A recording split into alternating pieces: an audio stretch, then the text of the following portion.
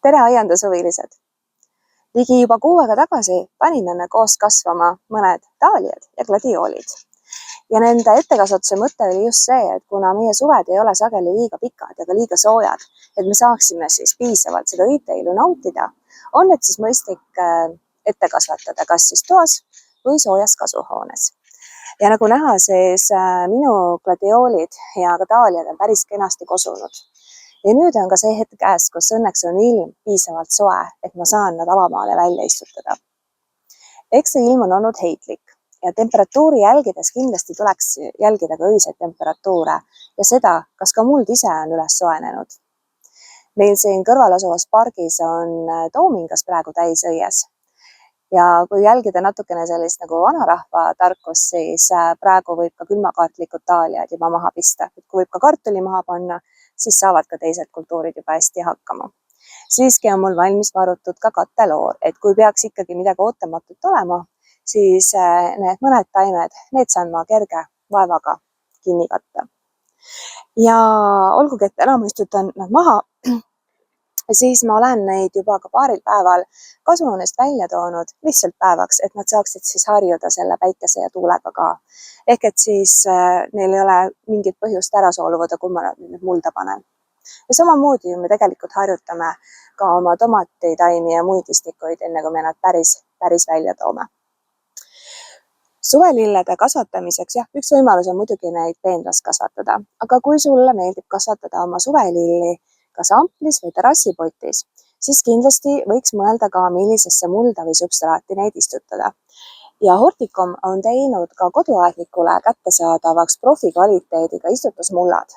Ja just suvelillede jaoks on eraldi välja arendatud suvelillemuld ja tema erineb teistest muldadest päris mitmel põhjusel. Üks on see, et tema see struktuur on selline, mis siis soodustab nende juurte arengut. Ja siia on juurde pandud ka pikatuimelist väetist, ehk et kui need taimed on siis amprisse või potti kasvukohale ära istutatud, siis kohe ei pea väetamisega alustama. Aga seda pikatoimelist väetist on ta pandud ka selliselt, et teda on parasjagu selliselt, et ta siis ka taime juuri ära ei kõrveta. Sest väetamisel ikkagi tuleb silmas pidada ka seda, et liiga palju head ei ole ka head. Ja vastavalt siis sellele suvelillele, mõned on natukene nii-öelda näljasemad, vajavad rohkem väetusega poputamist, teised pisut vähem, siis hooaja jooksul saab ka jätkata siis taimede väetamist. Ja mis on selle suvelille substraadi puhul oluline see, et tema sisaldab ka hüdrogeeli. Ja see teeb tegelikult koduaedniku elu natukene lihtsamaks. Nimelt ta seob endasse vett ja annab seda siis taimedele välja, kui taimedel on seda vaja, mis siis tegelikult vähendab ka kasvamisvajadust ja välistab ka sellised olukorrad, et kui on ikkagi selline järjekordne meeldiv soe kuum suvepäev, taimed ei kuiva läbi keset päeva, nii et ei pea siis iga kord kastekõnnuga jooksma. Ja ta on ka sellises käepärases pakendis 30 liitrit, mida siis on tegelikult ka oma amplite ja terrassipottide jaoks hea lihtne arvestada. Minul on täna küll plaan istutada välja gladioolide daaliad siia avamaale ja siin on tegemist peenraga, kuhu ma panin juurde ka säelutud aiamulda. Ja siin ma väetamisel hoopiski lähtun sellest, et ma lisan istutusauku Horticomi pikaajaliselt toimivat kasvuvelilleväetist, aga siin on ka samuti graanulitega saadav. Ja mis mulle väga meeldib Horticomi brändi väetiste puhul on see, et need etiketid, nende tekst on piisavalt suur ja loetav, nii et kui mul on siin vaja hooaja jooksul ka midagi veel istutada või juurde väetada, siis mul on lihtne jälgida seda juhendit siin, et kui palju mida panna. Ja kuna ta on kompleksväetis, siis on ta väga mitmekesise koostisega, et lisaks makroelementidele, mis on lämmastik, kaalium ja fosfor, on siia juurde pandud ka mikroelemendid, nii et tegelikult sellest ühest väetisest piisab, et taim saab kõik vajalikud asjad kätte. Ja mulle meeldib ka see väike pakend, sellepärast et see on täpselt nii palju, mis minu aias ühe loo ajal ära kulub, nii et ei jää mul talveks mitte midagi niisama seisma. Ja nagu ikka, ma kujutasin selle juhendi kohta, mulle väga meeldib see, et siin on küll tegelikult ka väga täpselt agrokeemiliselt ära antud, mis kui palju on vaja panna, aga ka koduaedniku jaoks on see doseerimine lihtsalt läbi mõeldud. Ehk et siis ühe istutusaugu kohta võiks panna 50 grammi ja siin on ka täpsustatud, et see on umbes 1 biotäis. Nii et on ka mõõta tegelikult lihtne ja ei ole võimalik oma taimi üle väetada. Aga kui taimed suvelilled kasvavad amplisveepotis, siis tegelikult on just kastmisväetisega palju otstarbekam neid toetada. Ja Orticomil on pakkuda kastmisväetiseks Terraflex väetis, mis samuti on kompleksväetis ja see on kastmisväetis. Ja tema puhul, üldse kastmisväetiste puhul tuleb meeles pidada seda, et iga kord, iga kastmiskorra jaoks valmistatakse lahus ette uuesti. Nii et sel juhul, kui on teada, et kui sul kulub näiteks oma terrassipottide väetamiseks ja kastmisveeks näiteks 10 liitrit, see üks suurem kastekann, siis sa selle jagu ainult üheks korraks ette teedki.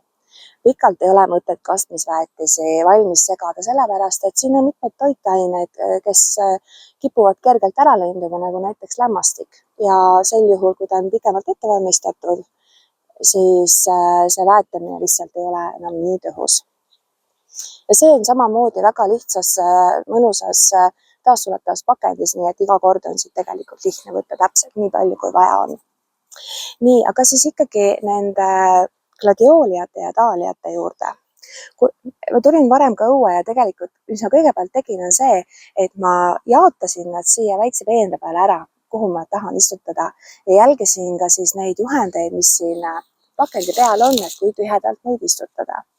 Gladioolidega on asi selge, et need tuleb panna kuskil umbes 10 meetri sügavusele, kuna aednikella joollaudeks ei ole, siis see ongi niimoodi umbes see vaksa pikkus ja siis nende vahekäigust ka natukene jälgida.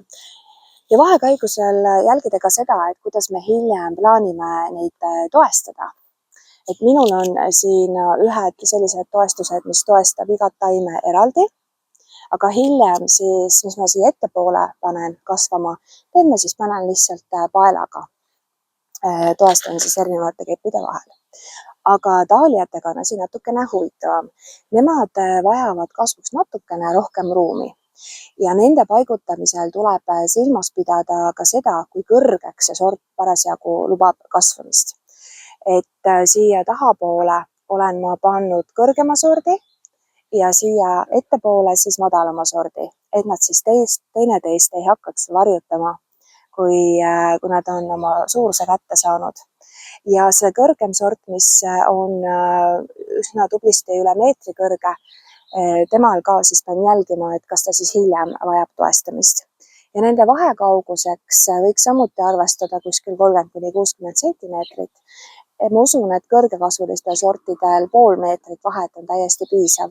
Aga seal peab natukene samuti oma aeda tundma, et kindlasti peab õhk piisavalt liikuda saama, sest osad sordid on vastuvõtlikud näiteks ahkhallitusele ja siis need lehed võivad kaotada oma selle ilusa dekoratiivse rohesuse, aga need madalamad sordid, mida tegelikult on võimalik potis väga edukalt kasvatada, nemad võib siis rohkem teineteisele lähemale istutada. Ja daalia istutamisel, kui ta siis panna kasvama, siis mina panin nad potti ja siis ma mainisin ka, et potis ettekasvatuseks tegelikult tema istutussügavus ei ole oluline. Ja teinekord, kui on väga palju neid risoome, siis nad pannaksegi täiesti mitmekesi kuskile kasti põhja kasvama, et nad lihtsalt saaksid aru, et puhkeperiood on nüüd läbi ja nüüd võib kasvama hakata. Nii et ka tema ma tegelikult panen niimoodi kuni 10 sentimeetrit nüüd natukene sügavamale.